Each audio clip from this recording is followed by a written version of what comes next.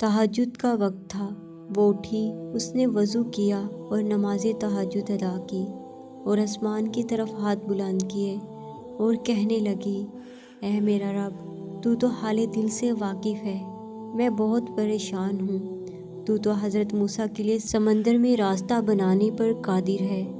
मेरे अल्लाह, मुझ पर अपना रहम कर और मेरे लिए कोई रास्ता बना। वो ये कहकर सजदे में सर रख कर रोने लगी। उसका रोना अल्लाह को इतना पसंद आया कि अल्लाह ने उसे वो सब कुछ दिया जो वो अल्लाह से मांगा करती थी। लेकिन अब उसको दुनिया की नहीं बल्कि अपने रब की मोहब्बत की ज़रूरत थी, क्योंकि वो जान चुकी थी कि जब सब साथ छोड़ जाते हैं तब भी अल्लाह इंसान के साथ होता है। क्योंकि अल्लाह फरमाता है, जब सारी दुनिया तुम्हें छोड़ दे तो तुम मेरे पास आ जाओ और मैं तुम्हारी शहरक से भी ज़्यादा करीब हूँ।